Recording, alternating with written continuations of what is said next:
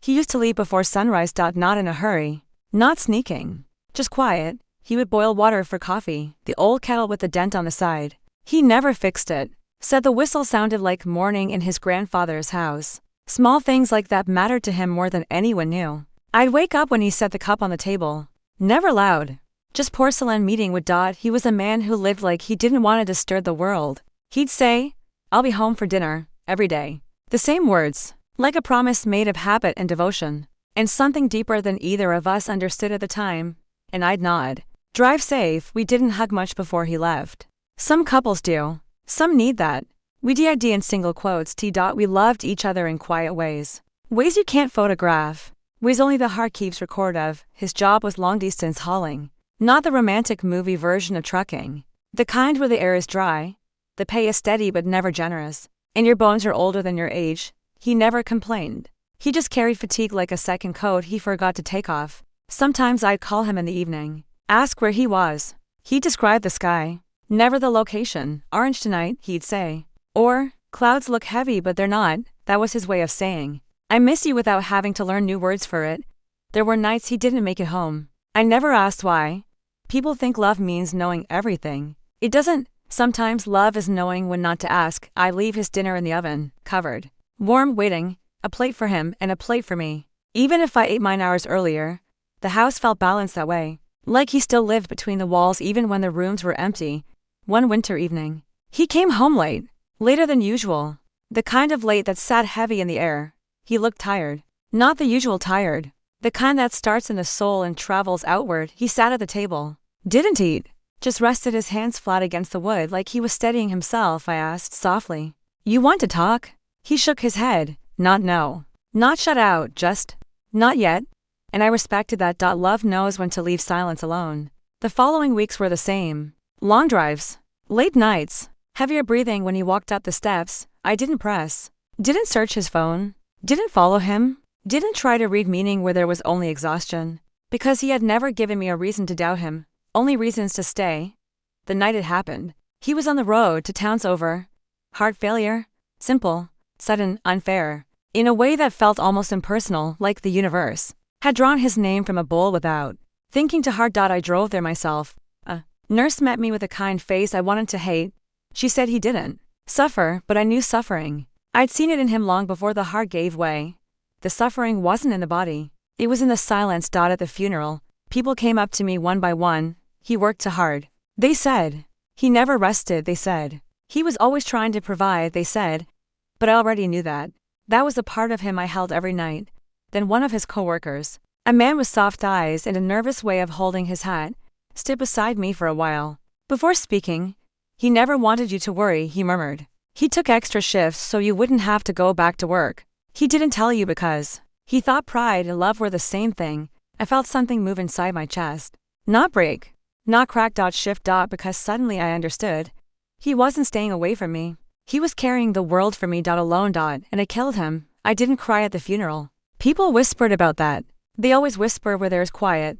But I didn't cry because the grief hadn't arrived. Yet, grief doesn't always enter through the front door. Sometimes it seeps in under the floorboards while you're sweeping the kitchen or folding a shirt you forgot belonged to someone else. It waits. It chooses its moment. And when it comes, it does not knock. The grief came on a Tuesday. Not the day of the funeral. Not the night I drove home alone. Not when I laid his jacket across the bed so the room would still feel like his. It came while I was pouring sugar into my coffee. A sound left my body. Not a sob. Not a cry. Something older, like the sound of wood splitting in winter. My hands shook. The spoon clattered against the counter. And I realized I would never again hear his key in the door. Never again hear the kettle whistle while he tied his boots.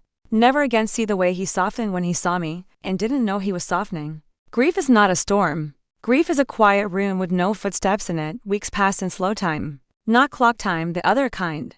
The kind where the sun rises but your chest doesn't. I learned to move again. Not gracefully, but enough. I folded his shirts, not to box them. Just to touch something he used to touch and not flinch. People told me to let go, as if love is a rope and not roots, but I didn't need to let go. I just needed to learn to live without pulling on the absence. One evening, I found his notebook. Not journals. He wasn't the kind of man who wrote feelings down. He wrote lists, parts, measurements, routes, workers' thoughts, but tucked between fuel logs and delivery schedules, was a folded paper worn at the creases like it had been opened often. I opened it. It was a note. Not to anyone, just wordsy, unsure, uneven, written slowly. I don't know how to tell her I'm tired. She works so hard to make a home. I won't be the reason she struggles. If I rest, she will have to carry more. I want her to be safe even if I am not. I sat down. I didn't cry. I just breathed because I finally understood. He wasn't keeping distance from me. He was trying to protect me from the weight he carried until it crushed him. Love isn't always fair. It isn't always balanced. It isn't always spoken in the right words or shared the right way. Sometimes love is a man dying from trying too hard to make your world softer. And sometimes love is learning to say, I didn't need all that. I just needed you. But you only learn that when it's too late to say it out loud. Months later, I drove to the highway overlook he loved. He said the sunsets were best from there. I didn't get the appeal back then. Too windy, too open, too bare.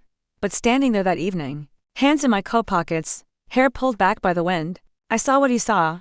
The sky wasn't a picture. It was a conversation. And for the first time since he left, I spoke to him, not out loud. In the space of the heart where words don't need sound to be heard. You didn't have to hold it all alone. The wind didn't answer. It didn't need to. Healing didn't come in a single moment. It came in teaspoons. In mornings I didn't dread. In dinners I made just for myself without feeling the chair across from me bleed. In laughter that felt like it belonged to me and not borrowed from the past. Time did not fix anything. Time just gave me room to breathe. And in that breathing, I learned how to live again.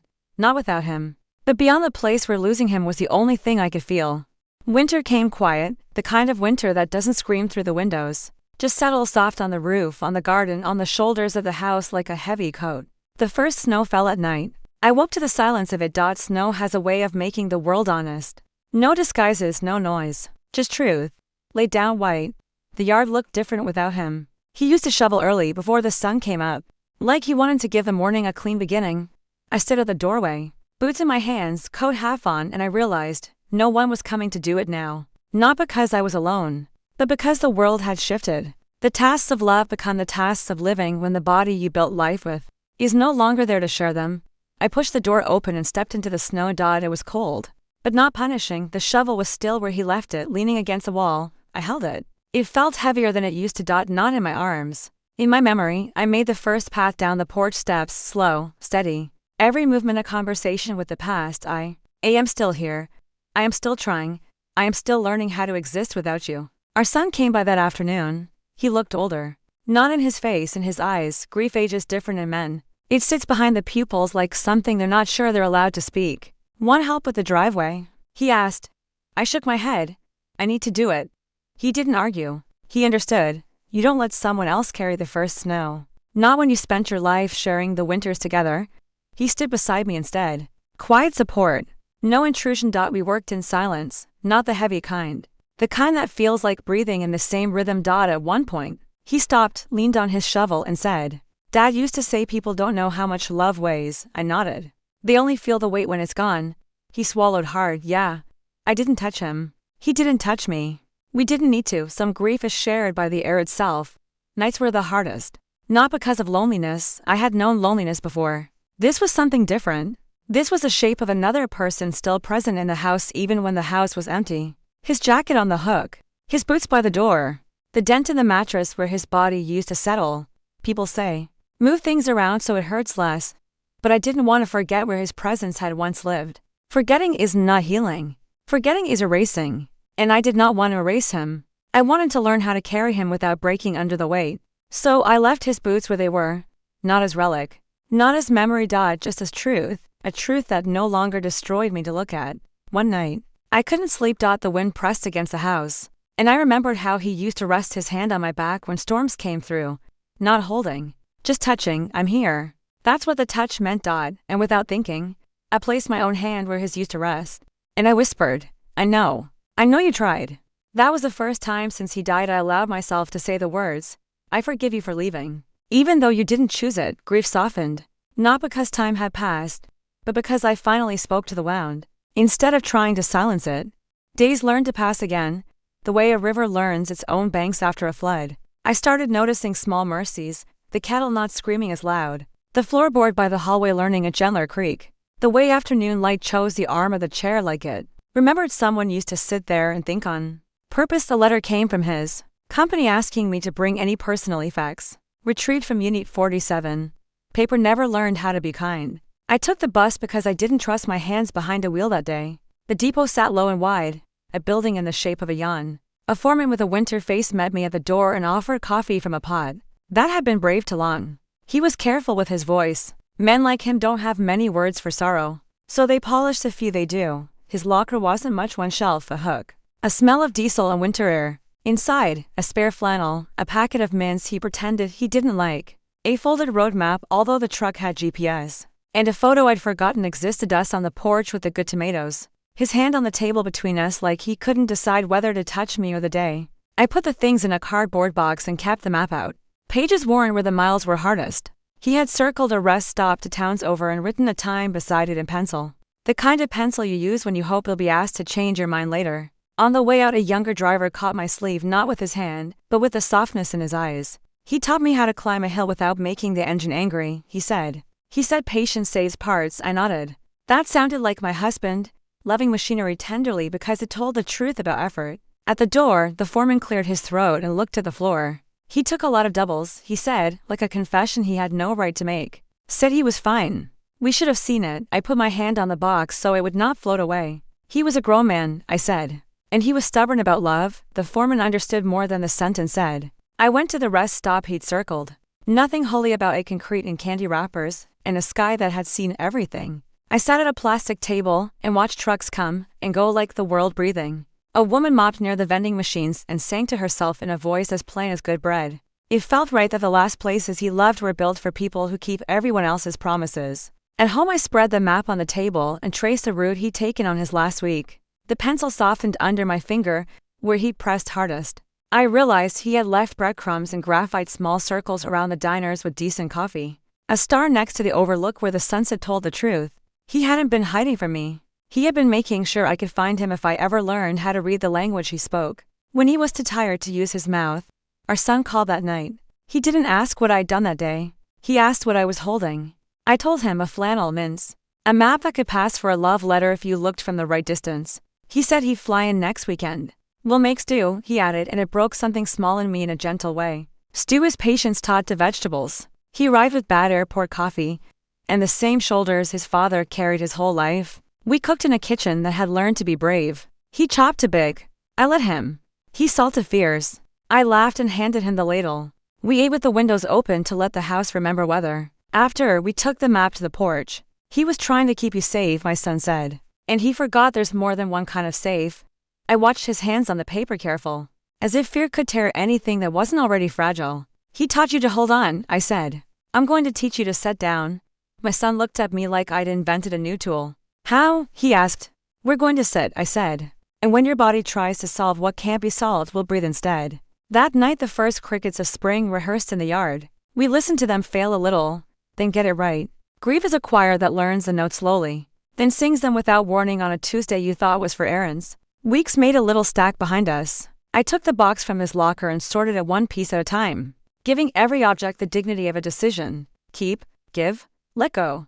The flannel went to the back of my chair for the mornings when acceptance needed sleeves. The mints to the church candy jar for the usher who pretends he doesn't like sweets. The map back in the drawer after I copied his pencil roots onto a sheet I taped inside the pantry door. A private cartography of how a man loved his family by staying gone. I started volunteering Thursdays at the free clinic.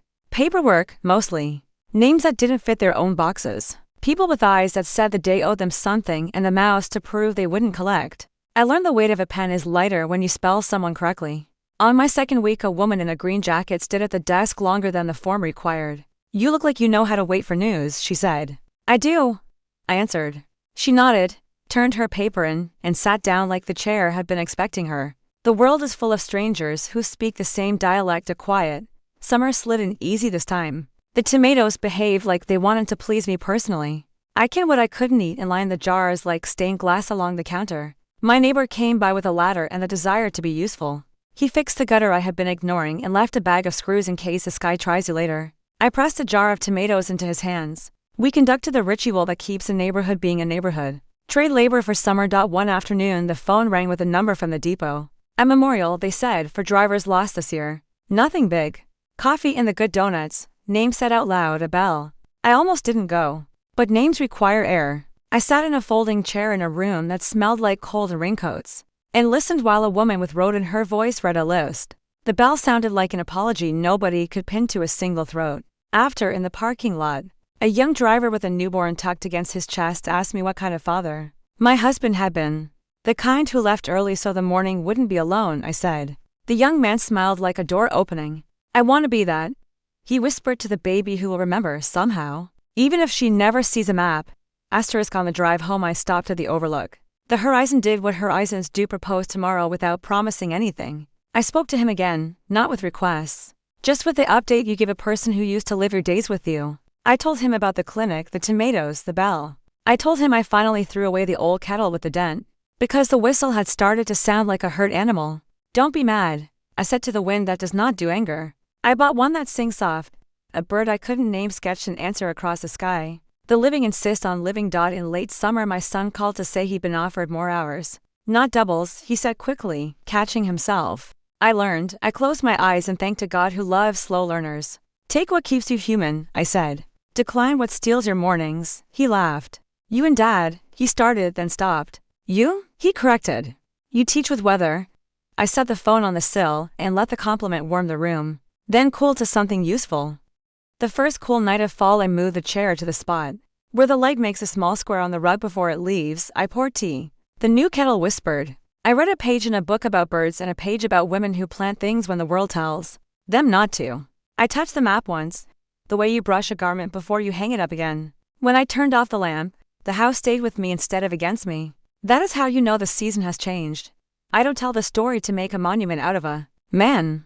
He was good and flawed in the ordinary proportions. He worked too hard for love and died carrying proof. If I could reach back, I'd take shifts from his hands and replace them with sleep. I'd pull the truck over and make him sit beside me while the sky performed its honest show. I'd say the sentence we didn't learn in time.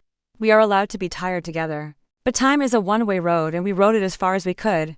What remains is a map, a flannel, tomatoes in jars, a son who salts heavy, a chair that remembers how to hold me, a clinic on Thursdays where names arrive like small ships, and the particular quiet of a house that has decided to be mine without apology. Some evenings I open the back door and let the air count my breaths. When the wind lifts the chimes, I think of engines on long grades and patience-saving parts. I think of pencil circles around places where the sky told the truth. I think of a man who believed pride and love were the same, and a woman who learned they are cousins at most. If you're listening with a tired heart, if you are stirring sugar into coffee and wondering why your hands shake, hear me say this gently, you do not have to carry it all. Not alone, put some down. Make do, sit where the light visits before it leaves. Choose a softer kettle. Let the map be a love letter without needing to drive every mile again. When the bell rings for someone else, for you stand, breathe and answer with your name. Asterisk, there comes a point in grief where the world stops being made out of memory and starts being made out of mourning. Not quickly, not dramatically, just one day you wake up and the air doesn't feel borrowed. For me, that day came in early spring. Not the pretty part, not blossoms or warm breezes or birds rehearsing joy. The part where the trees still look dead but you can feel the green under the bark. The part where the world is trying, even if it doesn't look like it yet. I woke before the alarm. The light was weak but honest. I made coffee without noticing how quiet the kitchen was. And when I sat down, I realized I didn't hurt. Not that he was gone. Not that he was loved. Not that life had asked more of us than we knew how to give. Just, I wasn't bleeding anymore. The wound had closed while I was busy living. I didn't celebrate. Healing doesn't like applause. It likes stillness. So I just breathed and let the absence be gentle. I decided to repaint the front door. Not to start over. Not to move on. Those phrases belong to people who have never loved deeply. I repainted because I wanted to see a new color when I came home. I chose a deep olive green, steady, earthy, the kind of color that understands staying. A neighbor walked by and said, "Looks like you've had help." And I said, "No, just time." My son visited that weekend. He brought groceries he didn't need to bring. So I pretended the bags were heavy, and he pretended he was saving me. We cooked again. He chopped better this time. He salted softer. Grief had taught him to. Just in a different accent, we sat on the porch, same chairs, same view. But the air didn't ache. He said, "I still miss him." I nodded. We will always miss him. Missing is just love that doesn't know where to go. He leaned back. Let that settle. Then quietly, I think he'd be proud of you. I looked at the tomato starting again in the garden. I think he'd be proud of us, I said, and it was true. Later, I took the flannel, the one from his locker, and carried it to the bedroom. I folded it carefully, not like something breakable, like something complete. I placed it in the top drawer. Not on the bed, not on a chair where I'd see it and ache. Just put away, not erased, not forgotten. Integrated. Because that's what grief becomes when it finishes teaching you, a part of the house.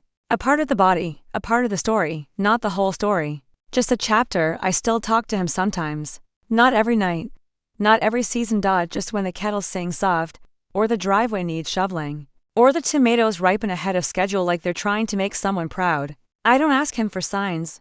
I don't ask him for answers. I just say, look, I'm living. And I feel something warm in the room, not a ghost, not a spirit. Just a part of love that does not die.